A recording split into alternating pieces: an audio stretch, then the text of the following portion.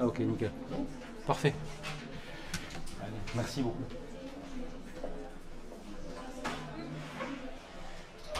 Bien. Ça, on peut fermer ou pas? Ou on laisse, ouais. Je sais pas, comme vous voulez. On m'avait dit 100 personnes. Puis tant pis, si ceux qui veulent être, si ceux qui sont à côté veulent m'entendre, ils traverseront. Mon métier, c'est la relation humaine, donc c'est compliqué de pouvoir rester assis derrière un micro. Merci d'être là parce que c'est 17h et que vous avez peut-être autre chose à faire, surtout qu'on ne va pas parler.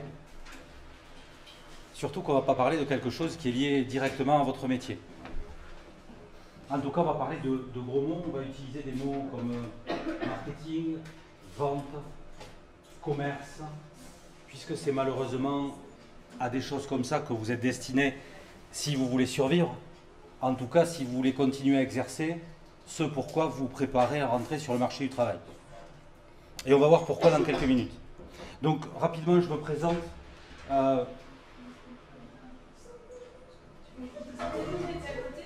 Ouais, d'accord. Faites. Il y en a encore beaucoup là-bas? Ça va.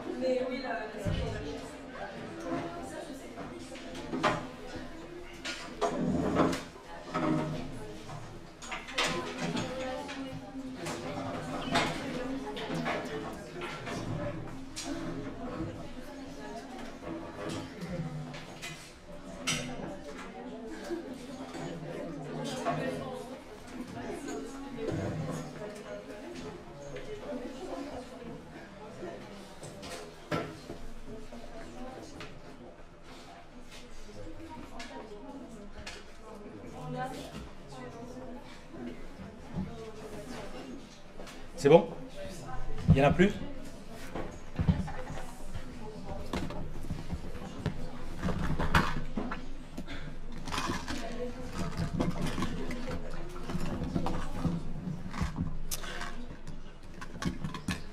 Bien, ok. Bon, donc je reprends sur ce que je vous disais. Donc on va parler de marketing, de commerce, de communication. Je m'appelle Antoine Espezel, je dirige un cabinet de conseil à Toulouse qui s'appelle Montclairel. Et ça fait une vingtaine d'années que je travaille dans les entreprises. Pour faire du conseil, du coaching, de l'audit et de la formation sur un créneau qui est très spécifique, qui est le management. On travaille également sur donc, des thématiques comme la gestion du temps, la gestion du stress et comme les principes de marketing ou de commerce qu'on va pouvoir aborder ensemble. On est 6 personnes dans le cabinet, on a une première structure qui fait du conseil d'entreprise et une deuxième structure qui fait de la logistique. Mais ça, je ne m'en occupe pas, ce n'est pas ma formation. Moi, j'ai fait une école de commerce, j'ai fait l'école de commerce de Toulouse, il y a 30 ans, puis j'ai fait 8 ou 9 métiers différents avant de créer le cabinet. Alors aujourd'hui, on travaille essentiellement avec des entreprises industrielles ou commerciales. Je suis prof à l'école de commerce à Toulouse également, et au CREPS, où je forme des joueurs de rugby qui passent leur diplôme pour devenir coach. Et donc je travaille également avec des coachs qui sont en activité sur le top 14 en France. Voilà rapidement mon métier, et donc on va parler de marketing, de communication. Aujourd'hui, donc tous ensemble, puis demain en TD, où on verra plus des notions de communication, parce qu'on va voir que c'est la base de votre métier. Chaque année, vous êtes énormément à sortir des écoles de kiné. Je vous donnerai les chiffres tout à l'heure rapidement, puis vous les connaissez mieux que moi. Et vous allez être en surpopulation d'ici une vingtaine d'années. Dans une vingtaine d'années, vous serez encore en exercice et vous serez encore en train de travailler. Sauf que le nombre de cabinets aura été exponentiel et aura été multiplié. Donc, soit il y aura des gros groupes dans lesquels les petits cabinets auront été complètement aspirés, et donc des grosses matrices qui dirigeront votre métier, des gros cabinets médicaux, et vous serez salarié de ces choses-là, soit vous souhaiterez garder votre indépendance, et ce qui fera toujours la différence, ce n'est pas votre pratique technique, parce que quand vous sortez tous avec le diplôme, vous êtes tous techniquement à peu près au même niveau. Ce qui fera la différence, c'est simplement l'humain, c'est-à-dire la manière dont vous allez traiter ce que vous appelez aujourd'hui un patient et que vous appellerez demain un client. aïe, ça pique, ça fait mal aux dents. Mais, encore une fois, c'est comme ça qu'on l'appellera. Parce que, je vous le répéterai tout à l'heure, la Sécu va rembourser la moitié de ce qu'elle rembourse aujourd'hui, que vous allez être pléthorique, toujours dans les mêmes endroits, c'est-à-dire les grandes villes, ou les villes où il fait bon vivre. Et donc, comment on fait? Comment vous allez être choisi? Et comment un patient, quelqu'un qui a besoin de soins, va venir vous voir à vous, plutôt que les 15 ou 20 concurrents que vous aurez dans un rayon de 15 km. Je pense que c'est ça la question qu'il va falloir se poser au fur et à mesure. Alors, on se rend compte que... Pardon. Donc la première chose, ça vous le savez, on va en parler rapidement, c'est que le monde, aujourd'hui, le monde change et vos patients et le système de santé changent également et changent de plus en plus vite. Alors vendre, je vous l'ai dit tout à l'heure, pourquoi? Parce que vous allez faire la différence. Aujourd'hui, on est passé très rapidement dans les 30 dernières années d'une ère industrielle à une ère de l'information et du travailleur du savoir.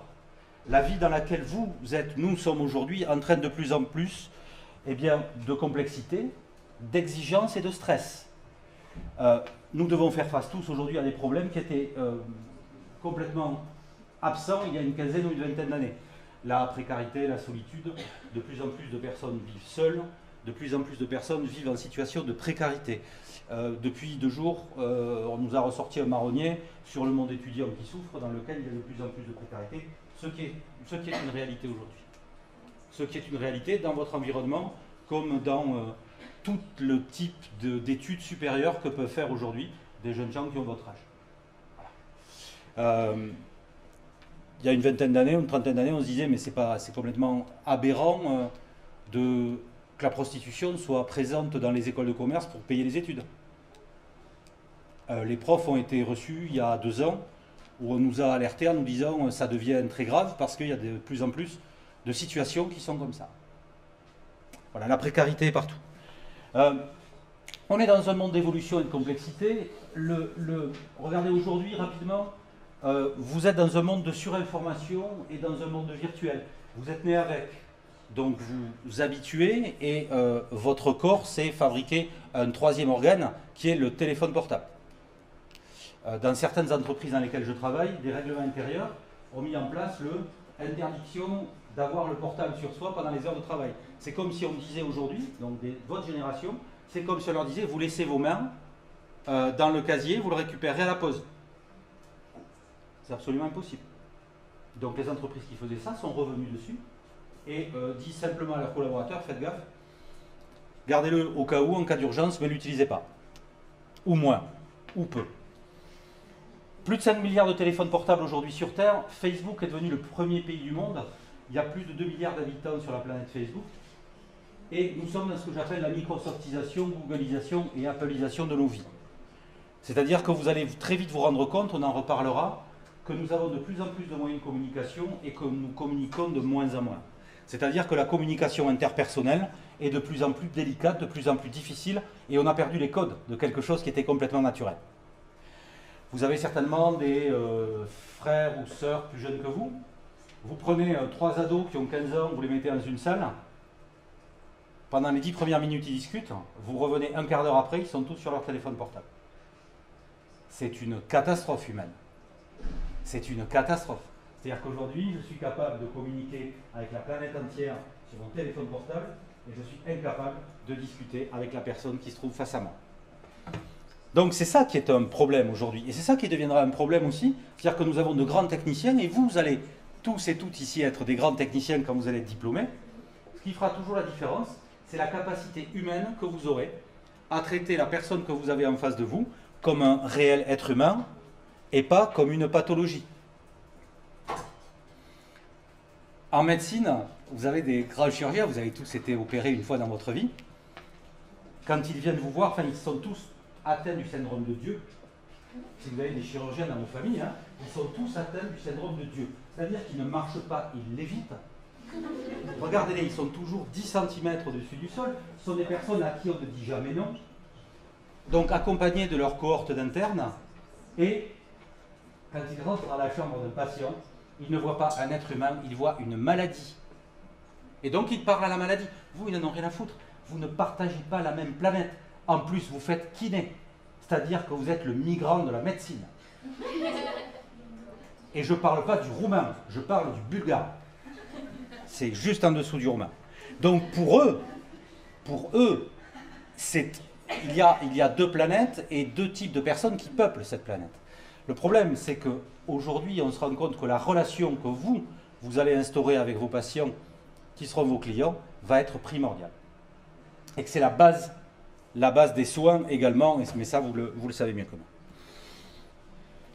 Comment on a pu vivre sans ça? Alors en l'an 2000, vous aviez 3 ans et demi, mais comment on a pu vivre sans tout ça, quoi? Sachant que nous et vous êtes des êtres humains augmentés. Pourquoi? Parce que vous avez des fonctions que vous n'aviez pas à votre naissance. Vous avez en permanence des iPhones, iPad, iWatch avec qui vous communiquez en permanence. Donc votre rythme cardiaque, le nombre de calories que vous avez consommé, le nombre de pas que vous avez fait dans la journée, si ce que vous avez mangé c'est bien, si ce que vous avez mangé c'est pas bien du tout. Bref, nous sommes complètement téléguidés. On a le don d'ubiquité avec les webcams, on peut discuter avec la Terre entière au même moment. On a la possibilité par le GPS de savoir exactement où nous sommes et où nous allons. C'est-à-dire que quand vous voyez quelqu'un avec une carte routière, vous savez, les cartes en papier, vous dites soit il le fait exprès, parce que c'est un randonneur et il le fait dans son jus, soit il est complètement débile.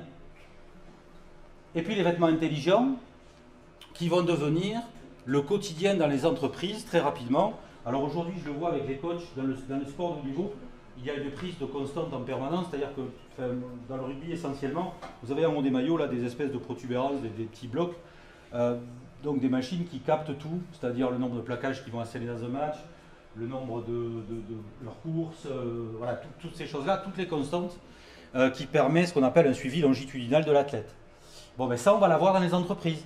C'est-à-dire que dans les uniformes d'entreprise, dans les tenues de travail, les chaussures de sécurité pour ceux qui sont dans des entrepôts, mais sinon les vêtements de travail, eh bien, il va y avoir tous ces capteurs que vous avez déjà dans des vêtements de sport, hein, contre la transpiration et autres, tous ces capteurs qui vont permettre à quelqu'un qui sera dans un bureau de regarder et de dire tiens, aujourd'hui, eh bien, il y a Benoît qui va pas bien du tout. Rythme cardiaque à temps, tension à temps. En plus, il n'a pas fait le nombre de pas qu'il aurait dû pour faire son boulot. Donc, il va falloir qu'on le reçoive parce que ça ne va pas du tout. Voilà. On va vers ça. Hein. On va vers ça. Alors, on est dans un monde également de peur, d'instabilité, d'insécurité. Vulnérabilité, angoisse à l'idée de connaître le chômage et la pauvreté, ce qui est aujourd'hui la peur première en France. Et puis un déséquilibre et un mal-être entre la vie professionnelle et la vie privée. Pourquoi? Parce qu'on nous demande d'être toujours plus performants. Le coût du stress en France est en moyenne de 60 milliards d'euros par an. Et retenez que nous sommes les premiers consommateurs mondiaux de psychotropes. Nous sommes les inventeurs, hein, donc on est bien servis. Et retenez que 30% des arrêts de travail sont liés à des problèmes d'alcool ou de drogue.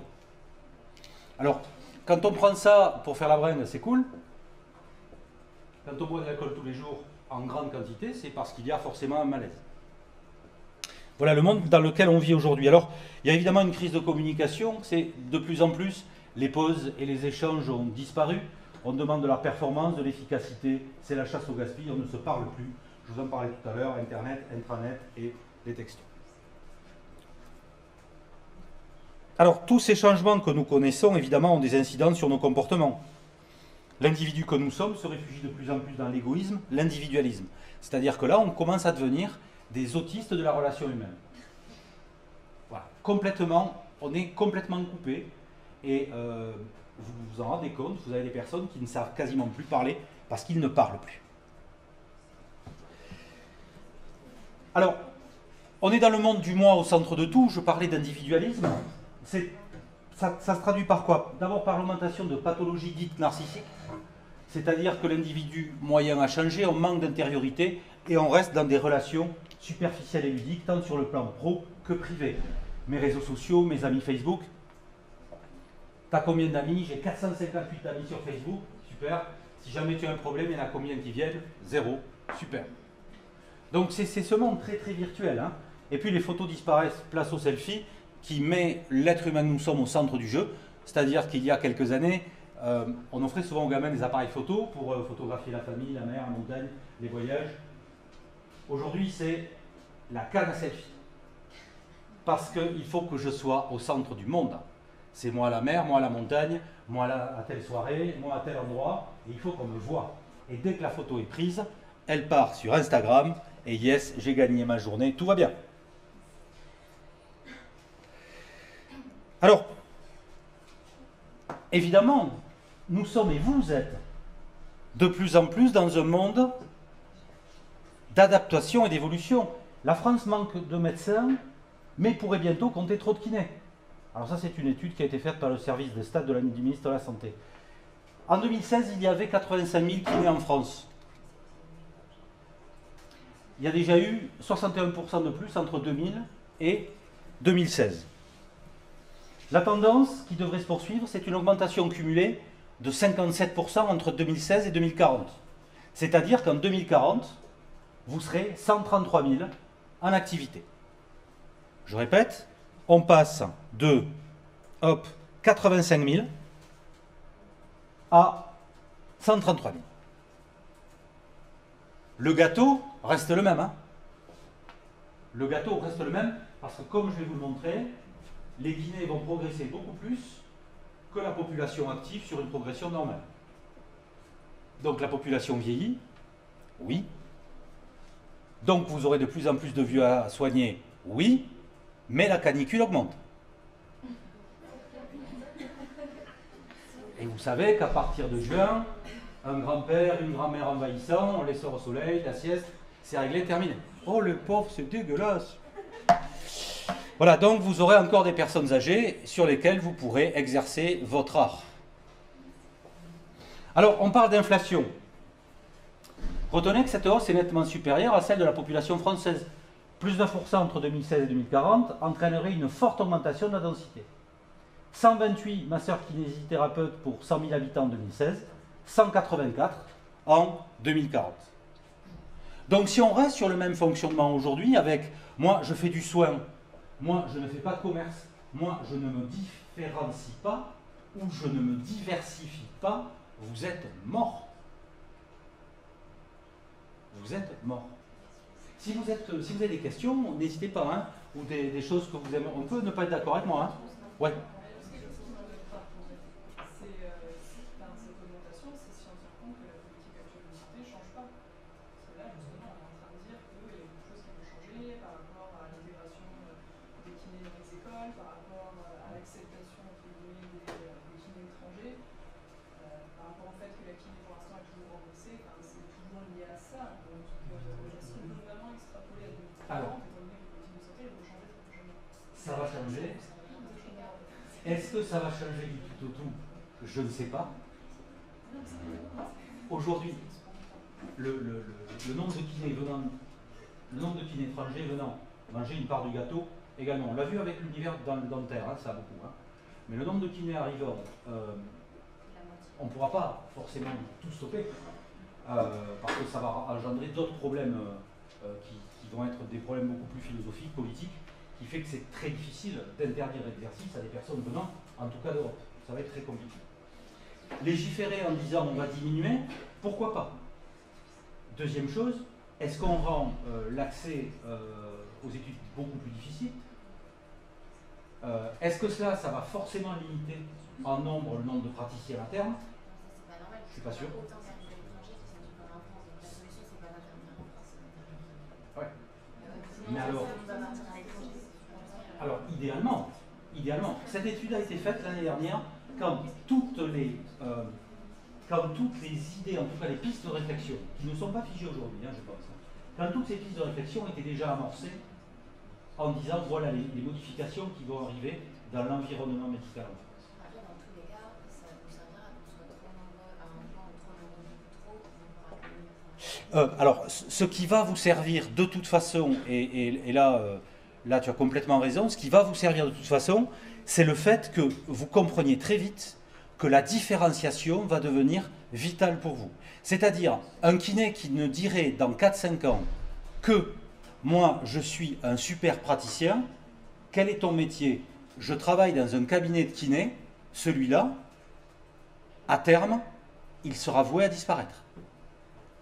La question que vous allez devoir vous poser, on en reparlera, c'est comment se diversifier sur mon métier de base, comment vendre du service supplémentaire pour à un certain moment. Alors j'en avais parlé avec la promo d'avant vous l'année dernière, où certains avaient déjà commencé à réfléchir à plusieurs pistes pour pouvoir être prêts quand ça va arriver. Ou quand ça va se durcir, quand le marché va se durcir. L'offre de soins progresserait même plus vite que le besoin, et ce même si le vieillissement de la population provoque une hausse des besoins en soins de kinésithérapie. La question alors, c'est, et je viens de vous en parler, sans rentrer dans le détail, parce que moi je n'ai pas de réponse pour vous, c'est quelles sont les solutions alternatives ou complémentaires sur lesquelles vous pouvez aller. Qu'est-ce qui va faire qu'aujourd'hui, avec la formation que vous avez, vous allez pouvoir exercer, mais exercer sur une palette assez large? Est-ce que ça veut dire, si vous ne sortez pas de votre métier, de voir ce que font énormément de vos confrères, c'est-à-dire travailler dans un cabinet, revoir son cabinet, travailler dans une structure sportive à côté, où ils vont là aussi percevoir un salaire, faire quelque chose qui sort, qui est un petit peu plus large sur le plan médical, j'en sais rien. Mais c'est une des questions que vous devez vous poser, bien sûr. À moins que vous soyez dans la Creuse ou dans le Larzac, parce que là, si vous voulez faire s'il y a des coups à faire, installez-vous dans la Creuse, dans le Larzac, dans l'Ariège, dans toutes ces régions de France où il fait bon vivre peu. Non, c'est magnifique, mais il n'y a personne. Personne ne veut y aller. Mais si vous restez à Montpellier, vous faites Montpellier, Toulouse, donc vous allez vers le sud-ouest, Toulouse, Biarritz, Bordeaux, ce qu'on appelle le triangle d'or. Vous savez aujourd'hui, Bordeaux, Toulouse, Montpellier. Ça, c'est le triangle d'or. Tout le monde veut habiter là. Quand je dis tout le monde, vous avez compris, c'est pas d'accord. Beaucoup veulent migrer là. Et puis toute la Côte d'Azur, là, j'en parle même pas parce que c'est surpeuplé, ça vous le savez.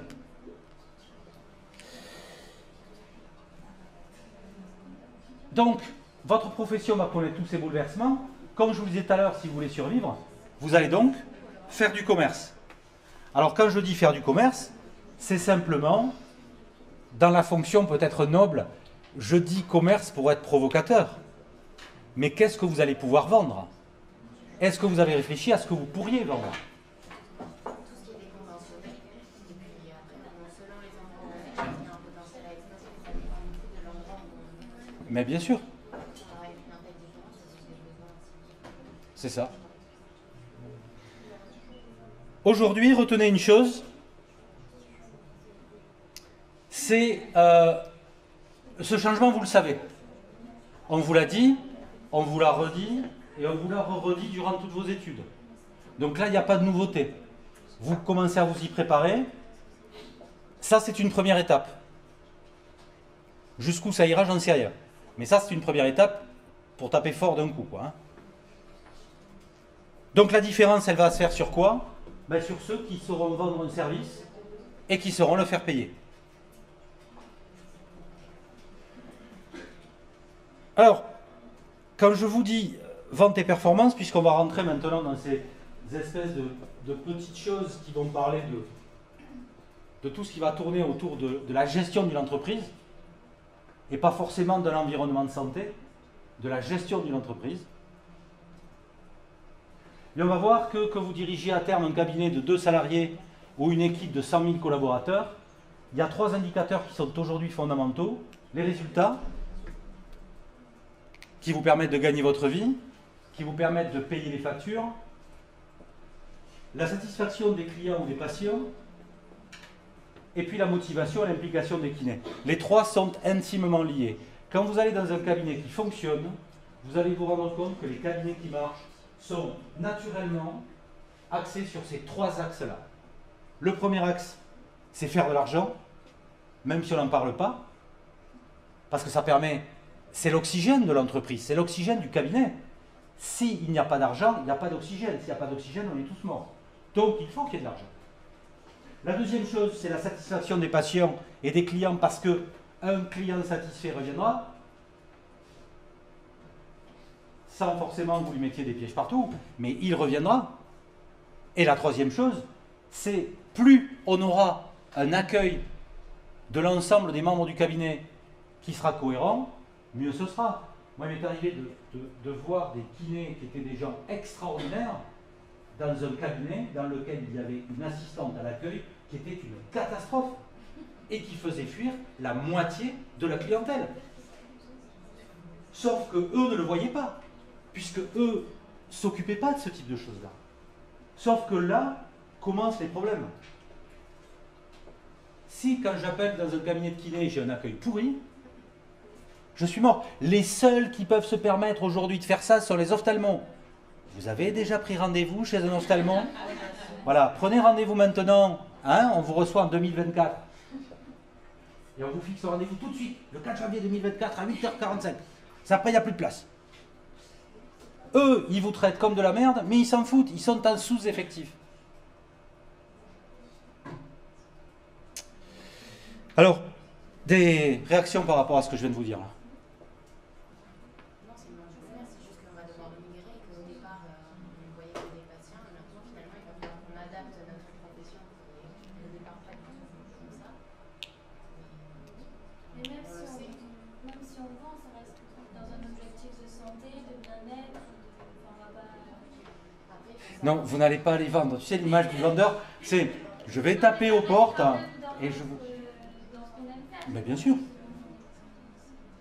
Mais tu sais que l'année dernière, j'ai eu une promotion dans laquelle j'ai des personnes qui ont été outrées par les propos que je tenais. C'est-à-dire que eux, ils étaient sur Terre pour faire du bien aux autres. Mais qui était le truc qu'ils pensaient fondamentalement. Et je les ai déstabilisés en leur tenant ce type de propos. Ils avaient votre âge, un an de plus. Et ils étaient complètement... J'avais l'impression qu'ils arrivaient d'une autre planète. Ils étaient venus en cours ici, et puis après ils repartaient sur leur planète. Avec, non, nous on est là, on mange des fleurs tous les jours, on fait des gros bisous à tout le monde, et on est là pour faire du bien. Oh, réveille-toi. Il va falloir que tu bouffes, que tu payes des collaborateurs si tu as d'un. Ah bon? Eh ouais. Eh ouais. D'autres commentaires?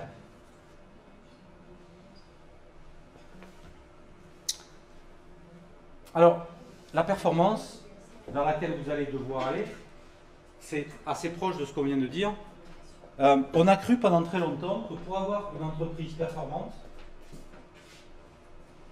on avait juste besoin d'avoir de la compétence qui est le C. Et on s'est dit, je veux une entreprise performante, je vais prendre des gens hyper compétents, quel que soit le métier. S'ils sont compétents, ils vont être performants. Puis on a vu que ça ne suffisait pas. On l'a vu dans les entreprises, on l'a vu sur les marchés et on l'a vu dans le sport. Dans le sport, on va prendre le football. Dans le football, il y a un exemple qui est très marquant, qui était l'exemple du Real Madrid. Le Real Madrid, dans les années 2005, 2006, 2007, a eu une équipe qu'on a appelée les Galacticos, dans lesquelles jouaient des joueurs comme Figo, Zidane, Beckham, que vous avez peut-être entendu. Voilà. Et qu'est-ce qu'avait fait le patron du club, qui s'appelle Florentino Pérez? Il avait dit, je vais prendre les meilleurs joueurs du monde à leur poste, je vais les faire jouer ensemble, et à ce moment-là, j'aurai une équipe supersonique. Ça n'a pas été le cas. On le voit dans le rugby, on le voit partout, où on va additionner des talents individuels et on n'aura pas forcément des talents collectifs. Donc on se rend compte que la performance, il y a une compétence initiale, mais que ça ne suffit pas. Qu'est-ce qu'il faut derrière? Exact. La motivation, et puis... Non. Exact, des valeurs. Exact, des valeurs. Parce que ce qui fera aussi la différence, c'est comment vous allez travailler. Quelles sont les valeurs que vous allez vouloir initier dans votre activité et dans votre équipe. Ça, c'est très, très important.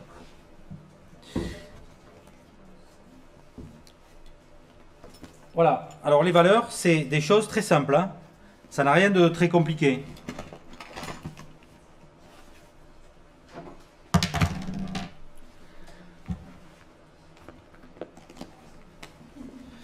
Et donc, les valeurs, c'est, je vous donne un exemple, avec une marque que vous connaissez peut-être, Il y a une marque de moto qui était à l'agonie dans les années 75 qui s'appelle toujours Harley Davidson. Et cette marque de moto était moribonde, perdait énormément d'argent.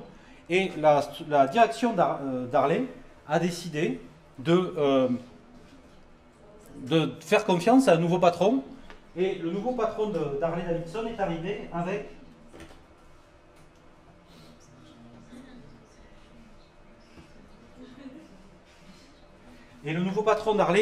avec ces valeurs-là.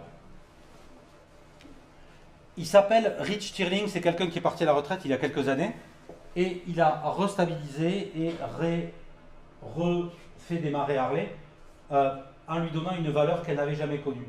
Alors lui, il a été très très clair. On le voit souvent chez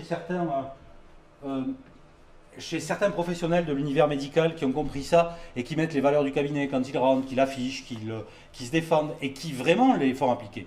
Lui, quand il est arrivé, Stirling, il est allé faire la visite de toutes les équipes qui construisaient les motos. Il leur a dit, d'abord, je vous dirai toujours la vérité. Ça fera plaisir, ça fait pas plaisir, mais je vous dirai toujours la vérité. La deuxième valeur, c'est d'être juste. Je traiterai tout le monde dans l'équipe de la même manière. Ce qui est très très difficile humainement, d'être juste. 3, je tiendrai mes promesses. Si je promets quelque chose, je ferai ce que j'ai dit. D'abord, je dirai ce que je vais faire et puis je ferai ce que j'ai dit. 4, je respecterai l'individu. Parce que tout le monde dans l'entreprise a une valeur, que ce soit de l'opérateur de base jusqu'au patron, des différentes concessions. Et puis encourager la curiosité intellectuelle, parce que c'est ce qui fait toujours la différence. Dans mon métier, tout le monde va avoir des bonnes idées. Vous avez travaillé dans des cabinets dans lesquels certains, on avait un problème de niveau, on avait un problème de compétences humaines, on avait un problème pour accueillir les patients, on avait un problème pour innover, pour faire preuve d'idées. C'est ensemble que les choses progressent. Et si un jour vous êtes à des postes à responsabilité, ça c'est quelque chose qu'il va falloir, à mon sens, mettre en exergue, mettre en avant, parce que ça c'est très important. Des questions? Ok. Donc, l'objectif, eh bien, c'est de maîtriser les outils de négociation et les techniques vous permettant d'optimiser vos performances commerciales, gérer au mieux la relation patient-client et renforcer l'image de votre cabinet. Tout le monde ici, parce que je ne connais pas trop votre population, tout le monde ici a une velléité d'avoir son propre cabinet ou non? Pardon? D'accord. D'accord. Ça coûte beaucoup d'argent? Ça dépend de l'endroit où on est et du type de projet qu'on a. Et après, c'est comme... Ouvrir un cabinet, ça coûte combien un petit dans un endroit Ça dépend de ce qu'on veut faire, si on a du matériel et... Ça peut être quoi les enveloppes budgétaires, que je me fasse une idée? 500 000 euros pour 200 mètres carrés, c'est ça que tu dis? En fait, c'est pareil que tout commerce, en fonction de la surface et de l'endroit, il n'y a pas de budget supplémentaire, il faut du matériel, mais pas possible ailleurs. Le matériel de base, je pense que si le kiné est tout seul, à partir du moment où il a une table, quelques élastiques, donc je dirais que c'est comme un commerce, tout ce qui est immobilier, et c'est comme un commerce normal, et après, au niveau du matériel, on peut commencer avec pas grand-chose. D'accord. Mais après, ça peut vite chiffrer si on veut faire un cabinet assez technique avec tout ce qui est innovant. Dès qu'on achète du matériel, des machines, tout ça, ça coûte très cher. C'est clair. Pour tourner un cabinet peut tourner avec une seule personne? Ouais. C'est-à-dire que la personne fait tout. Tout. Ouais. Ça empiète pas mal, donc l'intérêt aussi d'avoir un plusieurs budgets, qui est intéressant. Alors c'est pour ça que je pose la question. Non, je vois pas tout le monde. C'est pour ça que je pose la question parce que quand on parle de tout, moi je sais qu'au début, avant d'avoir des collaborateurs, je travaillais tout seul et je faisais les formations, je les construisais, je les faisais. J'avais un comptable. Enfin, je m'occupais de la compta, lui il certifiait juste les trucs, mais comme vous, certainement. Facturer, la comptabilité, c'est vous qui vous occupez des appros, les choses comme ça? On est juste obligé d'avoir un bilan avec un expert comptable à la fin, une fois par an. C'est ça. Les formes juridiques qui se montent plus communément, c'est quoi, des SARL? D'accord. D'accord. Ok. D'accord. Et là, en règle générale, le cursus, c'est quoi? C'est-à-dire que là, vous sortez, vous allez faire votre expérience dans un cabinet, des remplacements.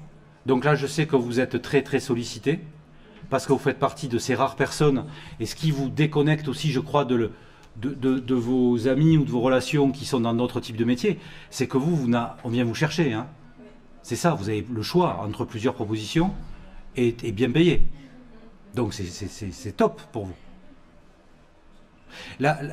Cette année finit quand? En juin, et en juin vous êtes diplômé, c'est fini. Terminé. Il y a une possibilité de continuer pour ceux qui veulent ou... Oui, mais à ce moment, on a un diplôme master, parce qu'avec l'universitarisation, on a un diplôme bac plus 5. On peut continuer en recherche en faisant un doctorat 3 ans. Et ça sert à quoi? À faire de la recherche. Avec mon nom sur les Par les diplômes universitaires, par les spécialités. D'accord. Mais ça, on peut exercer, on peut le faire en parallèle. C'est-à-dire qu'on peut avoir une activité et en parallèle, c'est des formations complémentaires continuation. Ok.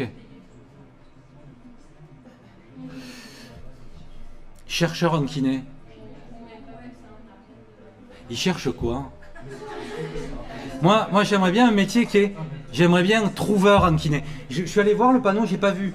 Quand j'attendais que vous finissiez le cours, là, il y a plein de panneaux avec chercheur, machin, avec des mots très compliqués. Mais moi je voudrais trouveur. Mon métier c'est trouveur, c'est-à-dire qu'on va vous payer très cher, mais vous allez forcément vous engager, vous allez trouver. Et chercheur, ça veut dire que vous travaillez pour des gros laboratoires? C'est ça?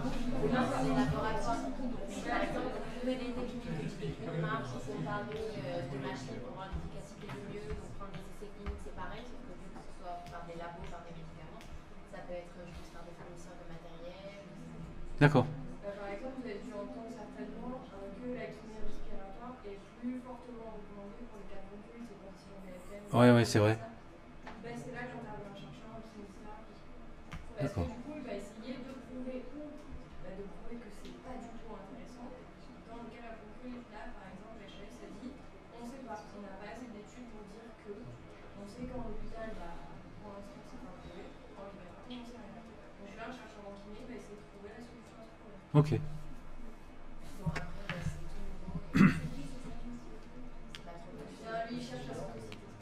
D'accord. Ok. Alors, l'objectif, c'est que vous osiez vendre. C'est-à-dire, puisque vous allez changer, puisque vous allez compléter ce que vous faites par ces notions de vente, il va falloir que dans votre tête, ce soit complètement intégré. Plus vous serez programmé pour ça en disant ben, ça fait partie de mon boulot, plus vous allez le faire naturellement, plus vous allez vous forcer, plus ça va se voir, et moins vous allez être performant ou performant dans cet exercice. C'est-à-dire que c'est du conseil. Alors moi je dis vente, parce que je sais que c'est des mots qui peuvent vous choquer, vous toucher, mais ça va être du conseil. C'est simplement qu'à un certain moment, vous allez aussi avoir besoin de ça. Et trouver une stratégie pour vendre tous les soins que vous pouvez vendre, pour simplement avoir des résultats qui vous permettent de continuer à exercer. Donc faites sauter vos blocages et levez les barrières psychologiques. Si vous n'osez pas vendre vos services par peur de quémander ou d'être mal vu par votre interlocuteur, deux options s'offriront toujours à vous. La première, c'est de toujours accepter les conditions des autres sans broncher, avec évidemment à terme des conséquences financières, personnelles, et vous serez absorbé ou vous travaillerez pour quelqu'un, et ne pas développer votre activité, passer à côté d'opportunités professionnelles. Donc l'idée, c'est comment faire pour être un bon vendeur de soins, atteindre ses objectifs et se réaliser personnellement et professionnellement. Alors déjà, la question, c'est un patient ou un client, vous dites quoi, vous? Ah, les deux sont rentrés dans le langage. Mais ça dépend de ce que un patient va être en humain, et là on peut faire des conventions, même aujourd'hui à l'heure actuelle, Ouais. proposer des prestations qui sont pas remboursées par la sécurité sociale. Tout ce qui est bien-être et soins, massage, même traitement des cicatrices, après tout ce qui est intervention, chirurgie esthétique, tout ça c'est des prestations. D'accord. C'est pas pris en charge, c'est un client. Qui vous concurrence là-dessus? Pour le massage, il y a tout ce qui est esthéticienne. On a besoin de faire de la compétence. Après, on peut aussi proposer des cours d'activité physique, par exemple, à rembourser. Tout ce qui est pilates, yoga, tout ça, c'est pareil, les salles de sport. Mais on peut aussi faire des formations pour pouvoir proposer ça à notre client. Et tout ça, c'est des services. et ça va être des services en plus. C'est-à-dire que ça, c'est des mots que vous allez enlever de votre bouche. Ce que tu viens de dire, comme n'importe qui l'aurait dit, ça c'est un service payant. On ne va pas le dire comme ça. Tout ça, c'est un exercice. C'est-à-dire que là, on vous a appris à courir pendant quelques années le 10 km, parce que vous disiez, c'est génial, moi j'adore le 10 km, je sais que j'ai la caisse pour tenir 10 km, donc je vais faire que ça. Et là, moi je vous dis, bah, le mieux, il faut qu'on commence à s'entraîner sur du 20 km. Alors le fond, vous l'avez, le foncier, il est là, il faut juste qu'on travaille sur certaines choses pour que vous arriviez à tenir le rythme. Parce que ça va être ça, quoi. Ça va être ça. Alors, finalement, que veulent vos patients, vos clients? Qu'est-ce qu'ils veulent? Ben, ils veulent exactement la même chose que vous et moi. La même chose que vous et moi quand ils vont en consultation dans un cabinet. Un, ils veulent être considérés. Ils veulent des réponses aux questions qu'ils ne manqueront pas de vous poser. Ils veulent avoir le sentiment d'être unique. Vous êtes la personne la plus importante du monde pour moi pendant le temps où je m'occupe de vous. Mais c'est ça l'idée. Tu rigoles, mais c'est ça l'idée. Parce qu'on est tous pareils. Quand vous rentrez dans une boutique et que vous avez vraiment besoin d'un conseil, qu'est-ce que vous allez faire? Mais vous voulez que le vendeur, la vendeuse, le professionnel qui est là, vous considère comme la personne la plus importante du monde. Et pourquoi vous allez dans des boutiques où vous allez payer 2, 3, 4 ou 5 euros de plus sur un article? Parce que vous êtes sûr que là, on va vous accueillir, on va vous sourire, vous allez avoir un super conseil. Et si vous n'êtes pas content ou contente, on va traiter le problème. Combien ça coûte ça? Ça n'a pas de prix. Et on est tous pareils. On est tous pareils. Donc c'est là-dessus qu'il va falloir faire la différence. Moi, ce que je retiens souvent quand je pose des questions aux gens qui m'entourent, alors c'est est-ce que tu as été bien reçu? Quel que soit le métier. On me dit, ouais, mais c'était pas la question. Moi, j'y allais parce que c'est un technicien de l'informatique, de la voiture, de la médecine. Je dis, mais non, on s'en fout de ça. On sait qu'ils sont bons. S'ils n'étaient pas bons, là-dessus, ils n'existeraient pas. On se demande si tu as été bien reçu. Parce que c'est si tu as été bien reçu que tu vas y retourner. C'est si tu as été bien reçu, alors on ne va pas souhaiter le mal à un de vos patients clients. On va essayer de le guérir et de faire en sorte qu'il ne revienne pas demain matin. Par contre, vous, ce que vous allez jouer, c'est le fait qu'il parle de vous. C'est le fait qu'on puisse fidéliser. Ça, un terme, on va en parler tout à l'heure. C'est fidéliser la clientèle. Et pas la fidéliser à elle personnellement, mais à la famille, aux amis, à l'environnement social. Et puis surtout, ça va devenir stratégique, parce qu'un kiné qui vous maltraitait il y a 10 ans, tout le monde s'en foutait. Un kiné qui vous maltraite aujourd'hui, mais il se fait défoncer sur les réseaux sociaux. Et puis je veux dire que là, on ne met pas de filtre ni de gars. Hein. C'est un boucher, c'est un tordu, c'est un pourri. Mais quelqu'un qui a ça sur un réseau social, il est décédé. Alors pas avec la génération qui fréquente les kinés aujourd'hui, mais avec votre génération. La première chose que vous faites, vous, avant d'aller quelque part, qu'est-ce que vous faites? Vous regardez sur Internet, qu'est-ce qu'on en dit? Eh bien, on va faire la même chose avec vous. Et on ne dit jamais allez voir les critiques, on ne dit jamais super praticien, technique. Non, on ne comprend pas le langage ésotérique qui est le vôtre. Non, on va dire super sympa, super accueil, quelqu'un de vachement agréable, rigolo. Vous imaginez, vous avez fait 4 ans d'études pour qu'on dise rigolo, sympa, accueillant, le café était bon. C'est ça. Parce que si en plus... Pardon, qu'est-ce que tu dis? Mais c'est surtout là-dessus que se fait la diff. Parce qu'on ne va pas regarder sur Internet quel est le praticien qui a touché en manipulant s'il a fait ça comme ça ou ça comme ça. Non, c'est... Comment tu as été reçu? Super salle d'attente. Le personnel d'accueil hyper agréable. Vous savez, j'ai des clients qui, quand ils ont créé leur boîte, se sont équipés avec du matos de malade. Ils ont toujours gardé un petit budget pour acheter une super machine à café. Pour que quand un client arrive, on lui offre un bon café. Parce que tout commence par là. Vous voyez, c'est des trucs tout basico-basiques. Est-ce que la salle d'attente est propre? Est-ce que vous n'avez que des revues de 2004 défoncées? Eh ouais! C'est à ça que vous allez vous raccrocher. Parce qu'on a tous besoin. Alors pas vous, mais les personnes qui vont venir. C'est pour ça que lorsque vous demandez, quand vous ouvrirez votre cabinet, lorsque vous demanderez à quelqu'un qui vient faire un petit audit avant l'ouverture pour vous dire ce qu'il en pense, prenez toujours quelqu'un qui soit à 10 000 km de votre métier. Parce que ce que vous allez lui demander, ce n'est pas de juger la pratique, ce n'est pas de juger l'aspect soignant que vous avez, c'est de juger l'environnement. C'est de juger, est-ce que tu te sens bien quand tu rentres chez moi? Oh putain non, c'est tout froid, c'est tout dégueulasse, il y a du béton avec des trous dedans, où il y a plein de mégots, là-bas, comme j'ai vu dans le truc. Il y a des cendriers. Chez vous, c'est la première fois au monde que je vois des cendriers qui sont verts.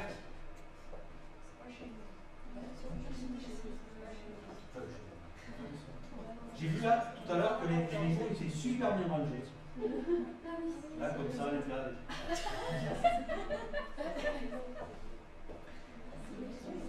Donc, s'il vous plaît, posez-vous cette question. Posez-vous cette question de, quand vous ouvrez votre cabinet, est-ce que c'est accueillant? Est-ce que ça donne envie d'être là?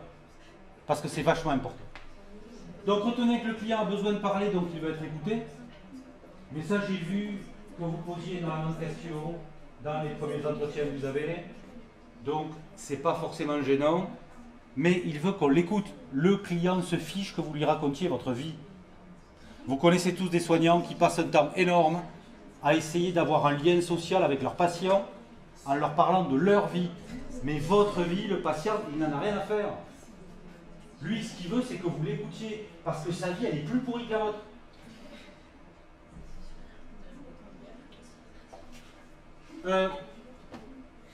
Il en veut pour son argent.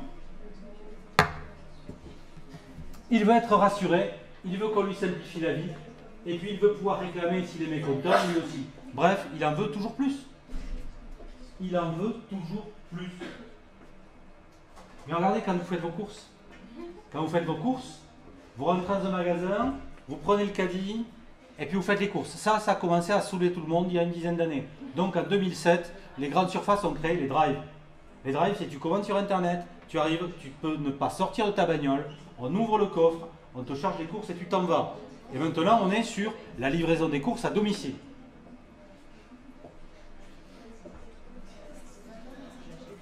À Paris, vous avez Monop qui a passé des accords avec Amazon. Ça a été les plus malins pour passer des accords avec Amazon.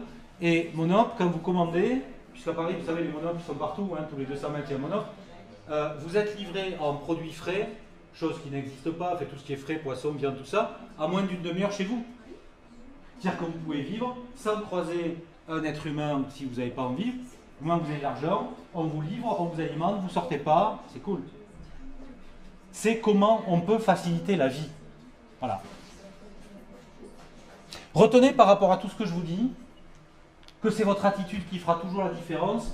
Et Jean-François Zobrist, qui est un patron d'industrie, de Picardie, qui fabriquait des fourchettes d'embrayage pour les voitures, et qui était le leader européen de ces fourchettes d'embrayage, disait « Il n'y a pas de performance sans bonheur », qui est une énorme lapalissade, et il a tellement raison. Les personnes qui réussissent, regardez-les vivre, ce sont des gens heureux. Quelqu'un qui réussit est quelqu'un d'heureux.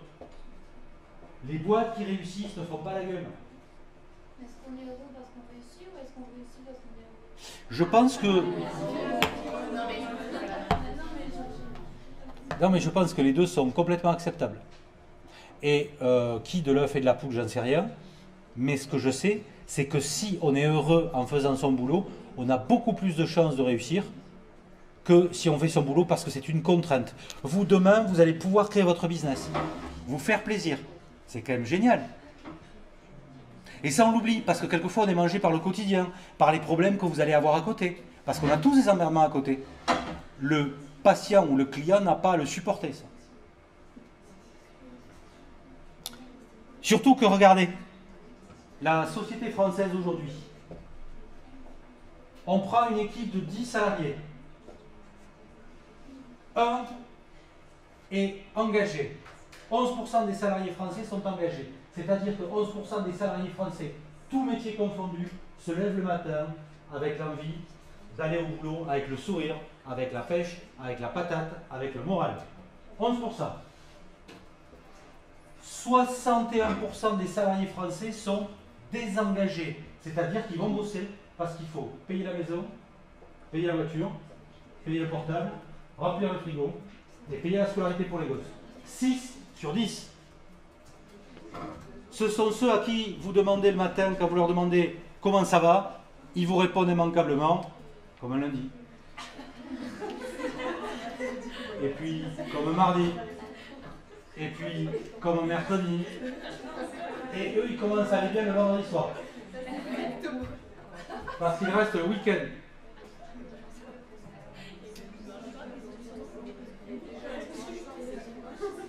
Et puis, 28% des salariés français sont activement désengagés.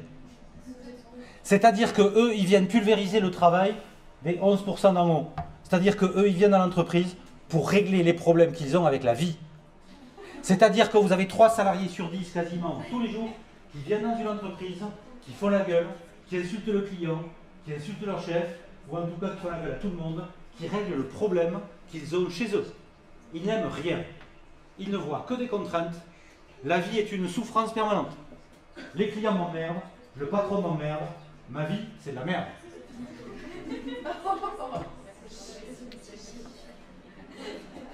Et vous en connaissez, forcément on est comme ça.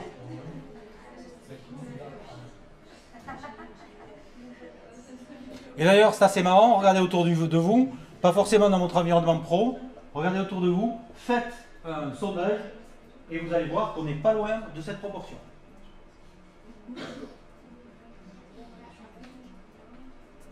Un nombre de gens qui vous parlent en vous disant « Et moi, j'adore ce que je fais.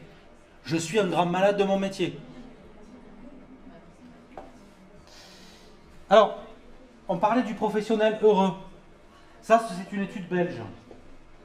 Une étude belge qui a été faite en 2014 et qui nous disait que un professionnel heureux est 2 fois moins malade, 6 fois moins absent, 9 fois plus loyal à la structure et 55% plus créatif. C'est-à-dire que c'est parce que les praticiens sont heureux dans leur boulot qu'ils vont avoir des idées, qu'ils vont pouvoir échanger et qu'ils vont pouvoir faire avancer le système. Vous êtes surpris? Ça vous choque? Ça vous surprend ça?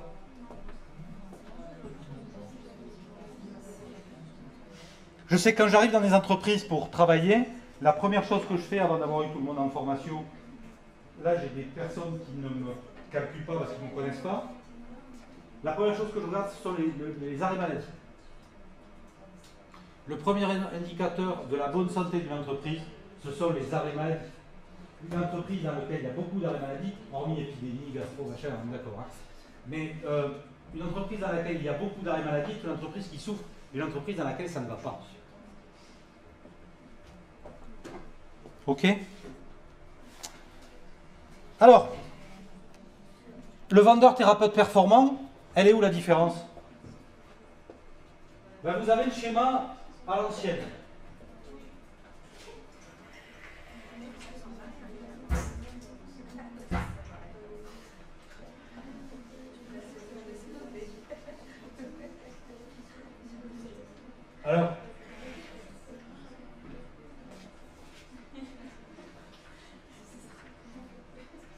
Alors le schéma à l'ancienne, c'était simple, c'était ce qu'on a tous connu, ce qu'on a pu connaître dans tout type d'entreprise comme chef. C'est-à-dire le chef avait un petit cerveau. On ne lui demandait pas forcément de trop réfléchir. Petites oreilles. Pourquoi voulez-vous que j'écoute les gens qui travaillent avec moi? Ils sont tous beaucoup moins compétents que moi. Pourquoi je les écouterai? Et puis pourquoi j'écouterai mes clients, d'ailleurs? Petits yeux. Pourquoi je vais regarder mon équipe travailler? Ça ne sert à rien. Moi, le business ou le métier, je le sens. J'ai ça dans la peau depuis toujours. Et si ça ne suffit pas, je hurle. C'est ce qu'on appelle du management un peu à la militaire, hein, vous savez, à l'adjudant-chef, c'est-à-dire je gueule, et c'est le management par la peur. Vous l'avez dans l'univers médical comme vous l'avez partout, ça. Hein. le management par la peur.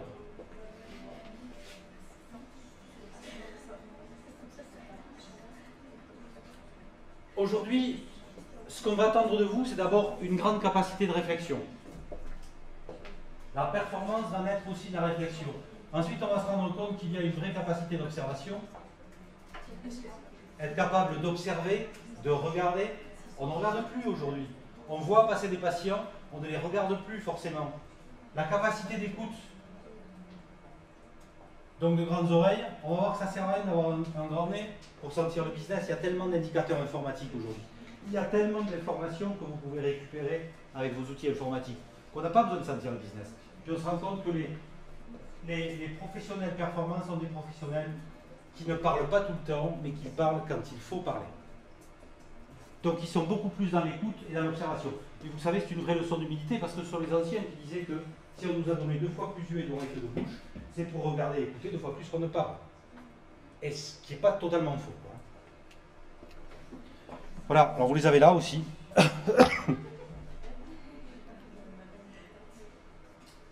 Alors ça ne veut pas dire qu'il y en a un qui est plus beau que l'autre, hein, ça veut dire simplement qu'il y en a un qui est beaucoup plus efficace que l'autre. Vous faites comment vous faites des pauses Allez, on fait une pause 10 minutes si vous voulez, ça va? Ouais? Allez.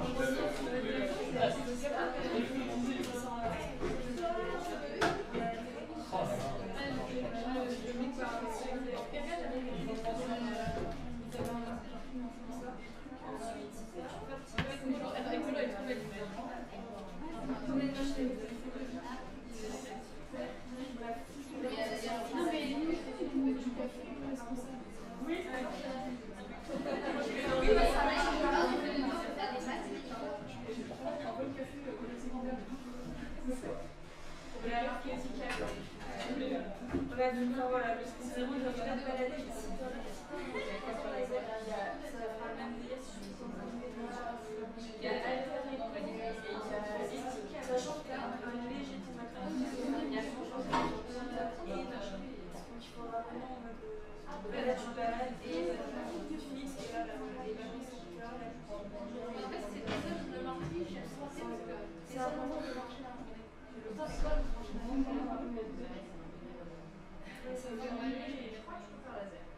Parce que nous, ce qu'on a, c'est ça. Moi, je préfère jouer.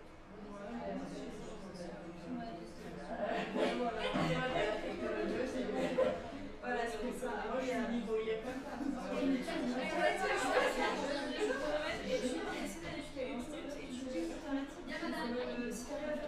pièce en entier, c'est bien.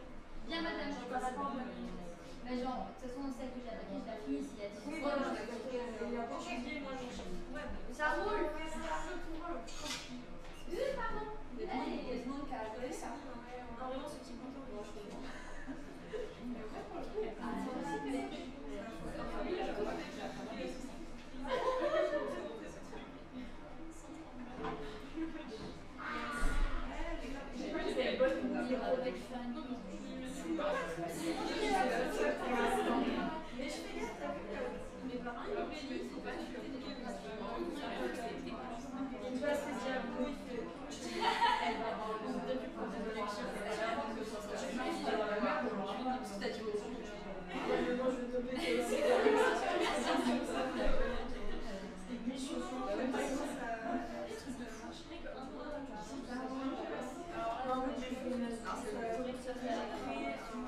Une pièce visible que j'ai pas reçue en bleu. Et du coup, c'est pas de maison, mais c'est un petit éclairage. Juste tout bleu. Ah non, mais on peut toujours ça. Je suis sûre que ça marche. Ah, j'ai une marque de maison. C'est pareil, je laisse pour un lieu. Je peux faire une application de tu peux même mettre une loupe.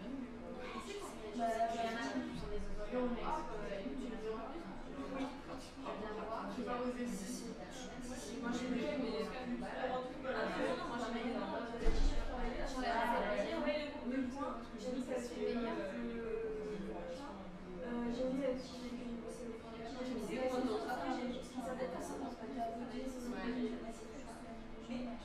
pense que si t'as fait signer la répartition il y a pas de fois dans la suite je t'ai dit moi je disais la mail je savais pas non mais moi c'est juste une personne donc j'ai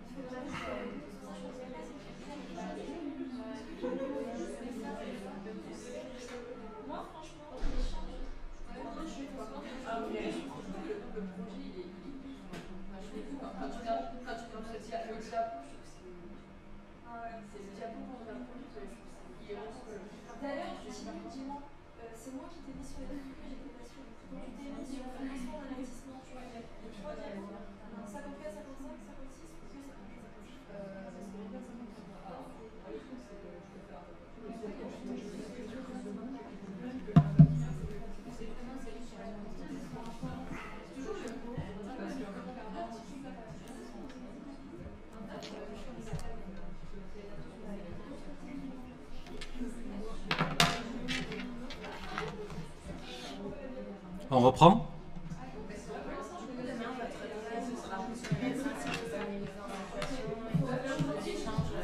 Alors, on va échanger, il y aura... On n'a que 2 heures, donc des mises en situation c'est difficile, mais on fera quelques exercices. Et quelques exercices sur, par exemple, les objections. Parce que quand vous allez demander à un patient de payer, il va forcément vous balancer plein d'objections. Donc on verra comment on peut les traiter. Il faut vraiment que vous ayez des trucs pratico-pratiques, quoi.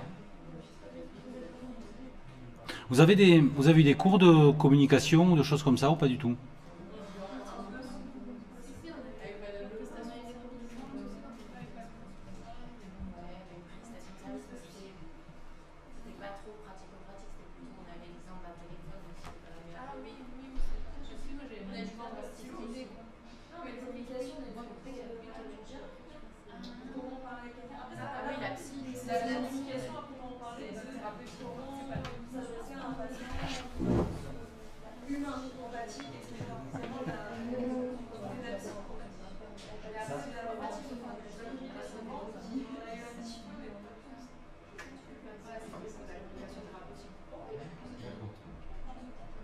C'est bien ça. La personnalité du professeur, c'était ça.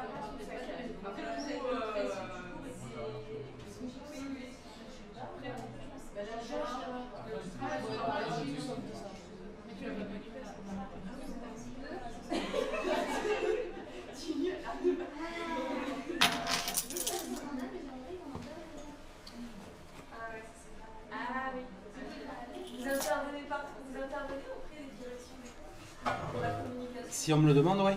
Si c'est les élèves demandent. Et je pense que si on fait une qualité qu'on se cotise, il y a moyen. C'est combien? Je pense que tout le monde est chaud. Si on me le demande, oui. Mais enfin, si on le demande au responsable, quoi. Mais le discours est un peu le même, quelles que soient les structures dans lesquelles je travaille, puisqu'on est sur de l'humain. Donc après, vous mettez autour.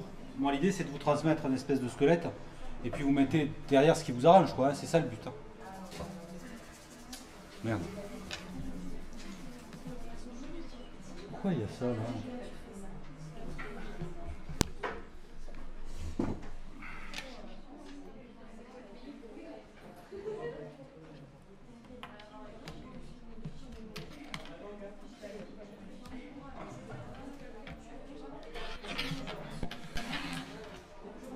Putain, mais c'est pas vrai. Bien.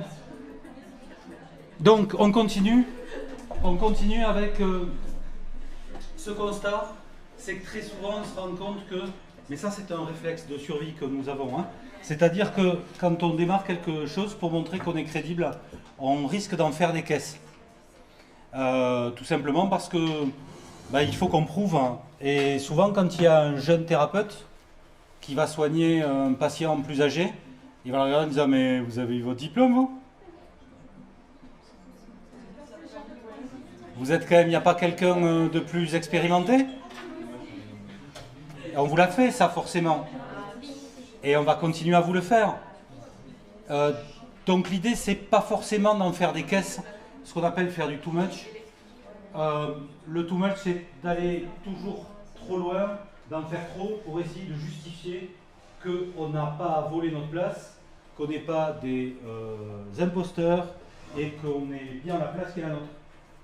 Tout simplement parce que vous voulez rassurer, vous voulez montrer que vous êtes légitime. Alors, la bonne proportion lors de l'entretien, c'est 80% de questions, 20% d'argumentation. On se rend compte que les grands vendeurs, entre guillemets, quel que soit le métier dans lequel ils vont vendre ou faire des propositions commerciales, ce sont ceux qui ne parlent pas, ce sont ceux qui parlent très peu, ce sont ceux qui vont vraiment essayer de connaître la personne qui est en face. Et une fois qu'ils considèrent avoir suffisamment de connaissances, ils vont taper juste, mais ils vont taper une fois. Ils vont faire une proposition, mais ce sera la bonne proposition. Il faut savoir que, comme je vous l'ai dit dans mes propos liminaires tout à l'heure en introduction, on ne s'écoute pas aujourd'hui. On n'est pas habitué à s'écouter. Des entreprises dépensent des sommes astronomiques, des grandes boîtes du CAC 40, à faire venir des psys pour écouter les cadres ou agents de maîtrise ou employés sur des créneaux de repos entre midi et 2 heures ou autres. Parce qu'on ne parle pas, on n'échange pas, et on n'échange pas assez. Et on a le sentiment qu'on ne nous écoute pas. Alors, autre point, on a parlé rapidement de ce qu'était le patient, le client, du monde dans lequel on vivait, de notre environnement. Ça, c'est tout ce qu'on a dit sur la première partie. Il faut être capable de mesurer la satisfaction de notre client ou de notre patient. Parce que c'est s'il est satisfait qu'il va revenir. Le choix, je reviens sur mes propos de tout à l'heure, le choix va être tellement pléthorique que devant un choix pléthorique, il ne va pas s'ennuyer. Hein. On va faire de la sélection. Je vous parle tout à l'heure d'Internet, avec la possibilité de donner son avis sur tout. Le choix du thérapeute, ça va être de la même sorte, ça va aller très très vite. Satisfaire ses patients ou ses clients est indispensable pour les fidéliser, mais savons-nous vraiment définir ce qu'est la satisfaction d'un client ou d'un patient? Adoptons-nous toujours les bonnes pratiques pour améliorer la satisfaction de notre clientèle? Retenez que la satisfaction est un enjeu majeur, il en va de la survie de votre future activité, c'est ce que je vous dis depuis tout à l'heure. Donc comment mesurer que quelqu'un est satisfait? Souvent on ne le fait pas. Un patient sort de votre cabinet, il considère qu'il va mieux, il a respecté le nombre de séances qu'on avait prescrit, terminé, et on ne donne pas suite. On n'a pas d'étude qualité. Alors là, je vais faire très très mal, parce qu'il y en a un qui était au bord de l'apoplexie de l'autre côté, là, qui était en dépression, parce que pas du tout d'accord avec mes propos. Mais je peux comprendre, hein. Je peux comprendre. C'est-à-dire que c'est très choquant. Quand je vous dis qu'à un certain moment, il va falloir être un peu comme chez Boulanger ou chez Darty. Est-ce qu'on le fait, ça, dans notre métier? De téléphoner aux patients quelques jours après, hors consultation, hors tout, ça va mieux? Et alors là, il va tomber de la chaise. Moi, on ne me l'a jamais fait. J'ai eu le dos pété 2 fois, j'ai été 2 fois opéré d'hernie discale, j'étais en vrac, j'allais travailler, je prenais de la... Vous savez, les trucs, les flics doivent vous donner des docs là, pour qu'on vous le délivre en pharmacie. Au-dessus de la morphine, c'est quoi? De l'opium. Je prenais de l'opium pour une hernie discale tellement j'étais en vrac. Personne m'a appelé après en me disant « Au fait, mon petit poulet, comment tu vas? Depuis qu'il t'est arrivé ça, là, ça va mieux hein? Tu penses que ça va mieux depuis que tu es venu nous voir ?» C'est des personnes avec qui j'ai passé 2 mois de ma vie, 3 mois de ma vie. Et du jour au lendemain, quand c'est fini, c'est fini. Non. Ce qui fera la différence entre vous et les mauvais kinés, c'est que vous allez entretenir ça. C'est pas pour qu'ils deviennent malades à nouveau, on est bien d'accord, mais c'est pour qu'ils se disent « Oh, je viens d'assister à un truc qui est extraordinaire. On m'a appelé pour me demander comment j'allais. » Quand vous avez été opéré, il y a un chirurgien qui vous a appelé? Non, c'est pas possible. Le chirurgien ne s'abaisse pas à téléphoner à un patient en plus, ça va pas quoi?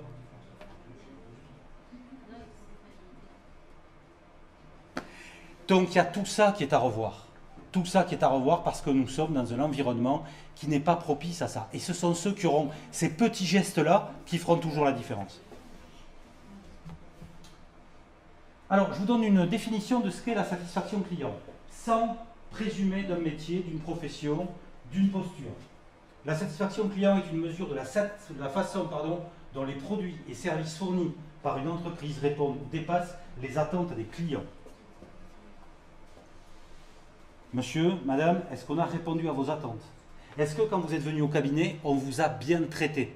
Est-ce qu'on s'est occupé de vous le mieux possible? Mais tout ça, c'est super important.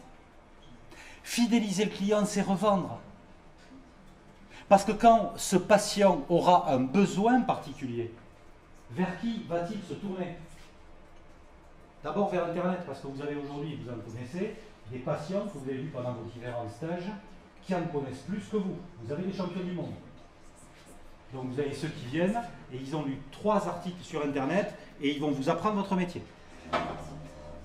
On le voit dans beaucoup de métiers aujourd'hui, où c'est la compète permanente parce qu'ils sont documentés, ils ont lu plein d'articles et ils sont capables de diagnostiquer exactement leur maladie, celle de leur entourage et autres. Avec les mots qui vont bien et tout, hein, comme on leur a dit sur Internet. Donc, il y a 4 dimensions dans la satisfaction client. 4 dimensions. La première, c'est la dimension cognitive. Le principe, c'est de demander au client de juger la performance du cabinet de kiné. Et pour mesurer la satisfaction, on cherche à savoir, 1, si le service rendu a été utile ou non, s'il était adapté ou non à l'utilisation prévue, s'il a dépassé ou non les attentes du patient ou du client. Ça, si on le sait, mais on a une mine d'or.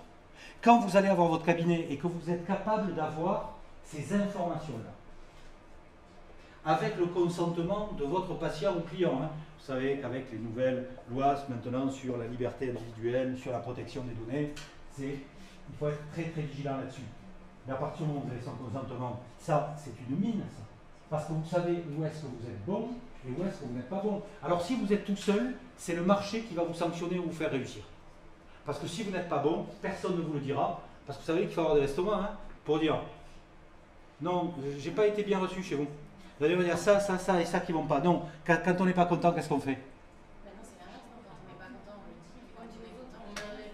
Alors, quand on n'est pas content, on le dit sur Internet, on ne le dit jamais en face à face. On va le dire à la plus large audience. Mais tu as complètement raison. Un client mécontent, lorsqu'il fait un achat, quel qu'il soit, va le dire à 11 personnes, suivant les stats. Un client content va le dire à 4 personnes. Parce que quand tout s'est bien passé, vous n'allez pas en parler. Je ne sais pas, vous dites à votre conjoint, vous êtes allé faire les courses. Jamais vous rentrez chez vous en disant, tu sais quoi, je suis allé faire les courses, c'était génial. Alors il va dire, t'as fumé un arbre ou quoi? T'as un problème. Par contre, si vous rentrez en disant, tu sais quoi, je suis allé faire les courses, tu sais pas ce qu'ils m'ont encore fait, ces gros cons de chez Carrefour, ou de chez Leclerc, ou de chez... Vous voyez ce que je veux dire? Ce qui nous intéresse, c'est de parler de la misère. Ce qui nous intéresse, c'est la critique. Quand vous êtes en couple, le plus beau sport national, c'est quoi? C'est de passer son temps à critiquer ses meilleurs amis. On ne parle jamais de ce qui va bien, on ne parle jamais du bonheur. Ou alors on le critique, balance leur bonheur à la gueule, qu'est-ce qu'on s'en fout, putain. Eh oui.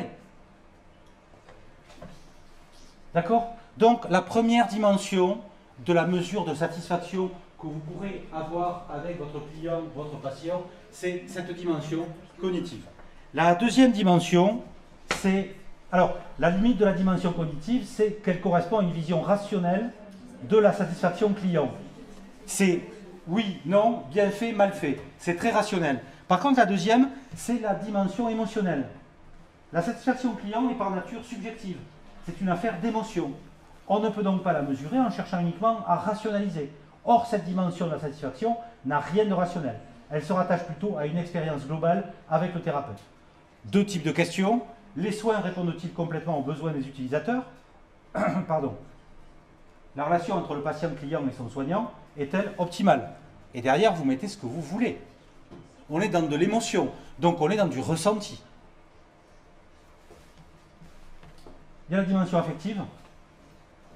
Nous savons comment les clients jugent les différents attributs de notre service, on l'a dit précédemment. C'est la mesure de la dimension cognitive qui nous le dit. Nous savons également comment le patient évalue notre performance d'ensemble. Le couple produit-soin plus service associé, c'est ce qu'on a regardé en suivant. Mais recommanderait-il notre cabinet à ses proches? C'est ce qu'on appelle la dimension affective. La dimension affective, c'est je vais dans ce cabinet parce que c'est un tel ou une telle qui y est. On ne vient pas pour le soin, on vient pour le thérapeute. Ça, c'est extraordinaire, ça. Ici, on cherche à savoir comment le niveau de satisfaction va se traduire en termes d'attachement au thérapeute et dans les comportements futurs du patient ou du client. C'est-à-dire que quand vous avez commencé à créer le lien avec quelqu'un, c'est indéfectible, c'est fini. Quand quelqu'un a confiance en vous, quel que soit le prix que vous allez pratiquer, conventionné, non conventionné, le service, le produit, les petites nouveautés que vous allez avoir, s'il y a quelqu'un qui doit tester, c'est eux qui vont tester parce qu'ils auront confiance en vous. Vous savez, il y a une citation d'un film que forcément vous avez vu qui s'appelle Gladiator de Ridley Scott. Et dans Gladiator, il y a le marchand d'esclaves qui dit, vous l'avez vu ce film? Regardez si vous ne l'avez pas vu. Gladiator, super film, un marchand d'esclaves dit au gladiateur et lui dit, fais-toi aimer de la foule et tu gagneras ta liberté. Faites-vous aimer de la foule et vous gagnerez votre liberté. Si vos clients vous aiment, ils reviendront vers vous. Moi, je passe mon temps à dire à mes collaborateurs, on ne vend pas du tout le même service et le même produit que vous. Pas du tout. Je passe mon temps à leur dire, faites-vous aimer des clients. Parce que nous ne sommes jamais les meilleurs quelque part. Il y a toujours meilleurs que vous. Sur le nombre de cabinets de kiné qui vont être vos voisins, il y aura toujours quelqu'un qui aura plus d'expérience, plus d'expertise dans ce type de pathologie, qui sera meilleur, forcément. Donc ne faites pas la compète là-dessus. Essayez de vous faire aimer de vos patients et de vos clients. C'est clair ce que je vous dis? Y a-t-il des questions ou des commentaires? Non? Ok. La quatrième dimension, c'est la comportementale.